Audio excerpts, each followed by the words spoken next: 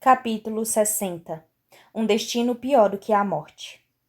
Ela não diz nada até chegar ao pé da escadaria, e quando chega, a única coisa que consegue dizer é: Pois não?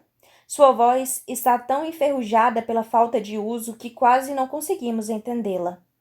Nenhuma bronca pela gritaria, nenhuma pergunta sobre por que decidimos pular em um dos quartos dentro da sua casa.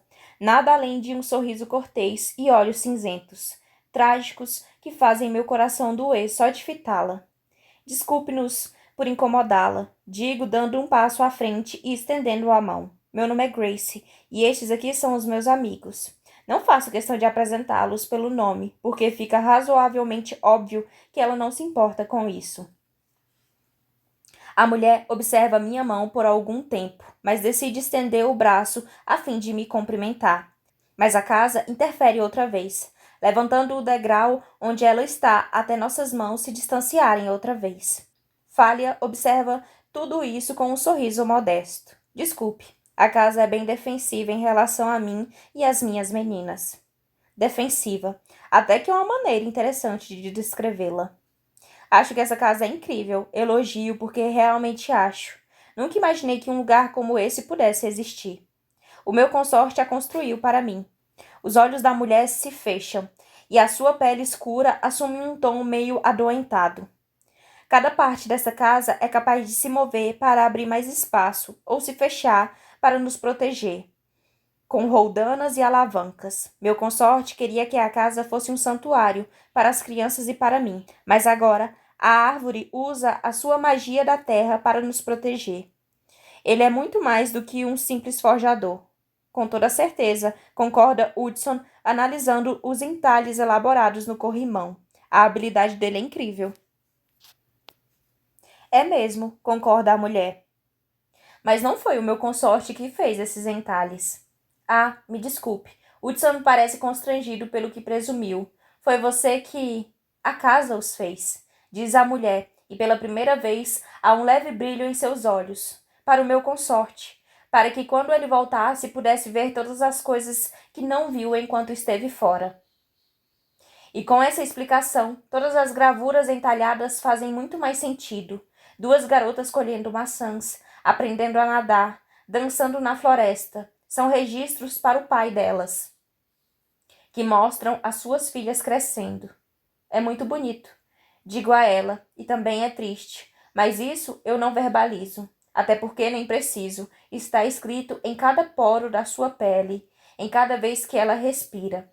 Ela agradece com um meneio de cabeça, e em seguida pergunta: O que posso fazer por vocês? Na verdade, queríamos falar com a senhora. Flint abre o sorriso que é a sua marca registrada. Queremos fazer umas perguntas, se não se importar. Não parece funcionar muito bem, pois a voz dela soa bem apagada quando pergunta. Sobre o quê? Penso em mentir, em tentar entrar naquela casa contando alguma história qualquer, mas não tenho o menor talento para mentir, mesmo quando estou nos meus melhores dias, e duvido que esta mulher caia em uma mentira qualquer. Ela é triste, não ingênua, e não creio que ela tenha estômago para ser engrupida. Assim, escolho a verdade e fico esperando que o melhor aconteça. Queremos conversar com a senhora sobre o seu consorte, se não se importa. Vander? Ela pergunta com um toque de desespero na voz. Vocês têm notícia dele? Não. O meu coração se despedaça outra vez. Não temos, eu lamento. Queríamos que a senhora nos falasse sobre ele. Ah. O lampejo doloroso de esperança desaparece dos olhos da gigante, quando ela dá meia volta e começa a subir as escadas outra vez. Ela não se pronuncia, e fico sem saber se ela quer que a gente a siga ou se quer que a gente vá embora. Imagino que seja a segunda opção, em especial quando o corrimão desliza no sentido transversal dos degraus, impedindo que qualquer pessoa a acompanhe na subida. Mas Fália para quando chega à primeira plataforma e convida. É melhor vocês entrarem, então. Querem tomar um chá? Sem qualquer aviso, o corrimão volta ao lugar de sempre. Adoraríamos tomar um chá, responde Flint, já subindo as escadas atrás da mulher. Muito obrigado pela gentileza. E é isso que adoro nele. Flint é ousado, impetuoso e muito divertido na maior parte do tempo. mas também é incrivelmente gentil quando precisa ser. E quando a segue até a segunda plataforma, vai conversando com ela com uma voz doce e suave, de um jeito que não me lembro de ouvi-lo falando com ninguém. Ela não chega a responder, mas também não se esquiva da conversa.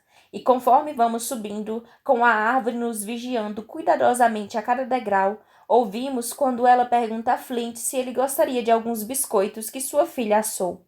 Ele confirma, afinal, um dragão nunca recusa comida. E chego até a segunda plataforma, bem a tempo de vê-lo se sentar na cadeira mais próxima do lugar onde ela está. Por favor, sentem-se. Oferece ela ao restante do grupo, enquanto despeja a água em uma jarra em uma chaleira. Hudson une as mãos para me ajudar a subir em um dos sofás de tamanho gigante. Mas antes que ele possa fazê-lo, a própria plataforma entra em ação. A madeira sobre os meus pés se ergue e me coloca no sofá, antes de voltar a se acomodar no lugar. Os outros esperam que a casa faça o mesmo por eles, mas nada acontece. Tudo fica parado e Hudson não consegue evitar uma risada enquanto salta, a fim de se sentar ao meu lado. Até mesmo a casa gosta mais de você do que de nós. Acho que ela sabe que tenho menos habilidades do que vocês. Retruco enquanto todos se acomodam nos móveis espalhados. Fico analisando o que acontece ao redor enquanto Falha se ocupa na cozinha, pegando canecas de um pequeno considerando que o móvel é feito para gigantes, armário.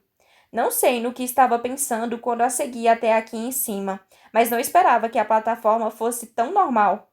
Sim, ela foi feita para gigantes, mas ainda assim é completamente normal. Ao que parece, este cômodo é uma sala de estar, criada ao redor de uma mesa ampla e com um braseiro bem no centro da plataforma. É um móvel bonito, feito de ferro fundido, com um desenho típico dos gigantes. O espaço para o braseiro fica no centro da mesa e um tampo decorado com filigranas de ferro o circunda. Ao redor da mesa, há 2 sofás grandes e 2 cadeiras, completam o jogo de mobílias. Fália vai até o braseiro e deposita ali a maior chaleira que já vi. Em seguida, pega uma lata que está por perto e tira a sua tampa. Dentro dela, há cookies caseiro com gotas de chocolate. Eles são do tamanho da minha cabeça. Minha filha faz esses biscoitos para mim. Normalmente, eles acabam indo para o lixo, mas tenho certeza de que ela vai gostar de saber que eu os dividi com pessoas que podem gostar deles. Enquanto passamos os cookies entre nós, ela prepara uma bandeja com xícaras do tamanho de tigelas, colheres, mel e vários tipos de saquinhos de chá. Hudson salta do sofá e se oferece para levá-la até a mesa, mesmo que a mesa seja quase tão grande quanto ele. Obrigada, agradece ela enquanto passa nervosamente a mão pelos cabelos curtos e cacheados. Desculpe, não recebo visitas desde... Ela faz um sinal negativo com a cabeça e suspira. Já faz muito tempo. Obrigada a você, diz Hudson a ela, por nos convidar a entrar. Foi muita gentileza. Ela dá de ombros enquanto se senta na última cadeira que está vazia. Depois de 1000 anos desde que ele desapareceu, as pessoas estão cansadas de me ouvir falar sobre Vander. Ninguém mais pergunta dele. 1000 anos? Mikai quase se engasga. Já faz 1000 anos que ele sumiu? Ela confirma com um aceno de cabeça, e a mão que usa para passar a lata com os saquinhos de chá para as pessoas à mesa treme tanto que sinto vontade de segurá-la, apenas para lhe dar um pouco mais de força. O único empecilho é o medo de isso magoá-la mais do que pode ajudá-la. Ela parece tão frágil, tão cansada, tão devastada, que não quero fazer nada que tenha chance de piorar a situação. Nesse interim, nós pegamos as xícaras e os saquinhos de chá, enquanto esperamos que Fália conte mais alguma coisa. Acho que nenhum de nós quer pressioná-la, mas depois que ela passa vários minutos em silêncio, Flint indaga com a voz baixa. Pode compartilhar conosco o que aconteceu com Vander? Queremos muito ajudá-lo, e a senhora também. Atrás de nós, o corrimão da casa começa a se mover, de um lado para o outro, como se estivesse agitado. Mas a casa não faz mais nada. Como tentar nos silenciar ou nos jogar do alto da plataforma. Decido que se trata de uma pequena vitória.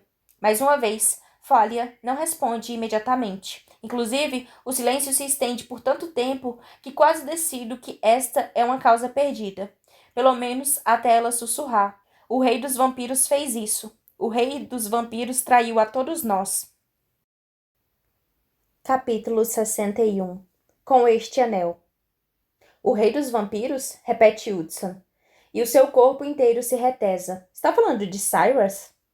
Ele é cruel, murmura ela. Embora esteja falando conosco, fica aparente que, pelo menos em parte, ela está trancada na própria cabeça, com recordações que ninguém deveria ter. Mentiroso, maligno. Até o momento, é uma descrição exata de Cyrus. Assim, o restante de nós simplesmente concorda com acenos de cabeça, estimulando Falha a prosseguir. Ele veio falar com Vander há 1000 anos, pedindo correntes indestrutíveis. Ele não revelou para quem seriam usadas, somente que eram necessárias para prender um monstro que tinha uma força sem precedentes, que traria a destruição do mundo inteiro se não fosse detido. Um monstro que destruiria a tudo e a todos que Vander amava se ele não conseguisse descobrir uma maneira de forjar correntes fortes o bastante para prendê-lo. Eu não confiava naquele vampiro. Ela faz um sinal negativo com a cabeça e seu corpo começa a balançar um pouco, para frente e para trás. Alguma coisa não parecia certa com ele já naquela época. Eu percebia nos olhos dele malícia, cobiça, podridão. Estavam tudo ali. Se Vander conseguisse ver. Lamento por isso. Expresso com suavidade, mas ela simplesmente nega com a cabeça. Você não tem culpa pelo fato de o meu consorte ser um homem muito teimoso. Nós passamos dias brigando por causa daquilo.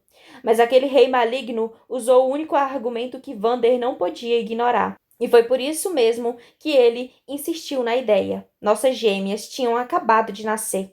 E ele as amava muito, tanto quanto eu. Mais do que todas as estrelas do céu. Cyrus usou essa cartada, acrescenta ela, enquanto coça o dedo anelar, como se ele estivesse pegando fogo. Sigo o movimento e percebo que há longos arranhões em sua pele, marcas e feridas ao longo de todo o dedo.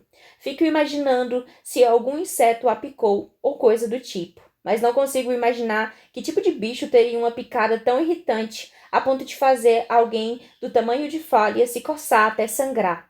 Cyrus fez Vander acreditar de verdade que esse monstro encontraria uma maneira de nos atacar, caso o deixássemos à solta. Indicou atos de destruição terríveis que teriam sido obra dessa fera. Alertou Vander de que os gigantes eram o seu próximo alvo, e que se não encontrassem uma maneira de detê-los, seríamos as primeiras vítimas do monstro, porque ele sabia que tínhamos o poder para destruí-lo. Meu estômago fica embrulhado com a história que ela conta, com o mal que corre pelas veias de Cyrus desde sempre. E com o fato de que este monstro foi um dos responsáveis pela criação de Hudson e também de Jackson, embora não tão diretamente. Por saber que esses dois garotos vulneráveis tiveram de sofrer nas mãos deste mal por 2 séculos. É algo que parte o meu coração, ao mesmo tempo que reacende a fúria em meu interior. Uma fúria que cada vez mais eu receio que nunca vai desaparecer. Observo Hudson que está encarando os próprios pés, como se o simples ato de erguer a cabeça fosse demais para ele suportar. Sua expressão está vazia, mas os punhos estão fechados com tanta força que tenho medo que ele possa acabar quebrando alguma coisa. A única coisa que quero é poder abraçá-lo, passar a mão em seu cabelo e afirmar que tudo vai ficar bem, que depois que tudo isso terminar, ele vai ficar bem. Mas não sei se eu mesma acredito nisso mais do que ele. E de qualquer maneira, Hudson não está olhando para mim. Assim, em vez de tentar reconfortá-lo, olho para a esposa do ferreiro e espero que ela continue a história.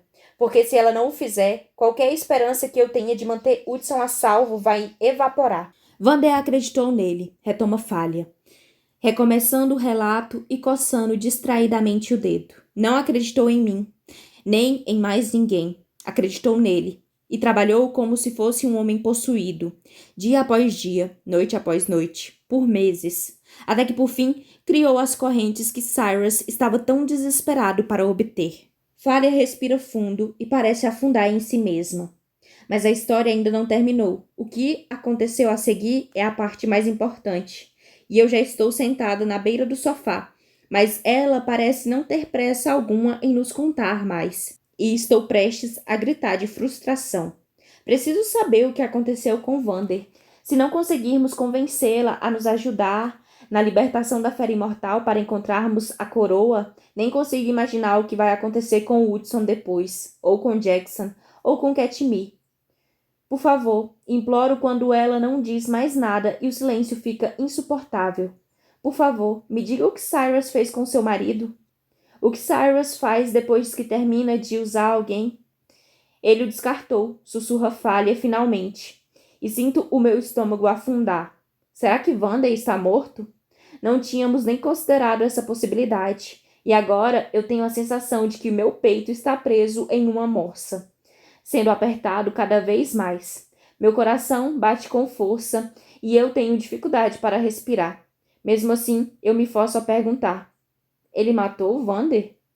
O olhar suave da gigante se enche de lágrimas. Isso seria um ato de clemência para todos nós. Ela faz um gesto negativo com a cabeça. Como o rei não tinha motivo nem justificativa para matar Vander, ele fez algo quase tão ruim quanto. Acusou-o de trair a coroa e o mandou para Ithilien.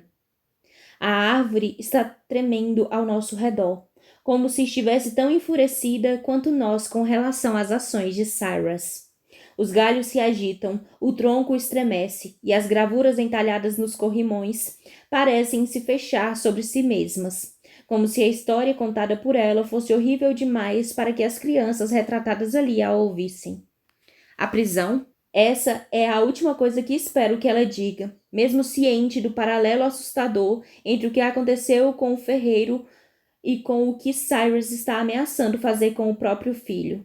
Afinal de contas, se não está quebrado, por que ele vai querer consertar? Pelo que sei, Cyrus pode ter usado este mesmo método para lidar com os seus inimigos milhares de vezes. É um pensamento que me acalma. A sentença dele foi de quantos anos? Indaga Micai. Eterna? Ela ri, mas é um riso sem humor. Já faz 1000 anos e ele ainda não retornou. Ninguém tentou ajudá-lo a escapar? Pergunta Eden. A fugir da prisão? A risada dela fica embotada pelo muco e entrecortada. Cyrus o mataria antes de permiti-lo, e ouvi relatos de que isso é impossível de qualquer maneira.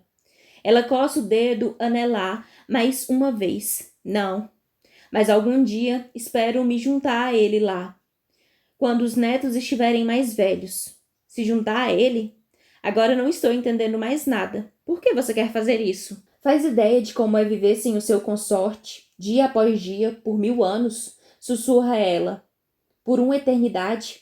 Eu devia ter ido com Vander quando Cyrus o levou, mas nossas filhas eram bebês, e ele me fez prometer que eu iria ficar com elas, que iria cuidar delas até que elas pudessem cuidar de si mesmas. Mas nossas filhas eram bebês, e ele me fez prometer que eu iria ficar com elas, que iria cuidar delas até que elas pudessem cuidar de si mesmas. Eu concordei, mas não tinha a menor noção do que isso iria me custar. Não sabia que seria um destino pior do que a morte. Desta vez, quando ela me encara, seu olhar já deixou de expressar assombro há um bom tempo.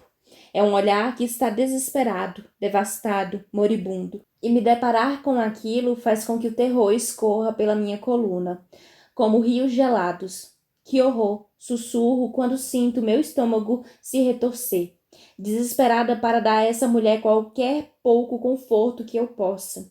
Estendo o braço e deposito a mão sobre a dela. Lamento muito. Obrigada, ela me agradece, e há lágrimas em seus olhos quando ela dá palmadinhas no dorso da minha mão, mas fica paralisada no instante em que seus dedos tocam os meus. Esse anel, você tem um consorte também? Pergunta ela, com a voz baixa e urgente. Contemplo Hudson, que nos observa com os olhos estreitados. Eu o comprei para ela, conta Hudson antes que eu possa responder. Desta vez, quando ela vai coçar o dedo, percebo que Falha está usando um anel também. Um anel de prata com vários símbolos entalhados ao redor. Um anel que se parece muito com o meu. Ela esfrega os dedos no anel e, em seguida, retorce as mãos uma na outra. Desejo a você que tenha mais sorte com o seu anel do que eu tive com o meu, anuncia ela, e tenho a impressão de que Falha vai desatar a chorar. Como assim? Pergunta Hudson com a voz estranhamente estridente. E ele parece estar tão tenso que temo que um movimento errado possa despedaçá-lo. O que há de errado com o seu anel? Não tem nada de errado com ele. Ele funciona exatamente da maneira como deveria. E que maneira é essa, então? Pergunta Eden com um tom de urgência na voz. E não consigo deixar de lembrar como ela ficou preocupada quando fitou o anel. E também do seu olhar de desaprovação. Vander me deu este anel há quase 1200 anos, junto de uma promessa que ele não consegue cumprir há quase 1000. Ela esfrega o dedo outra vez.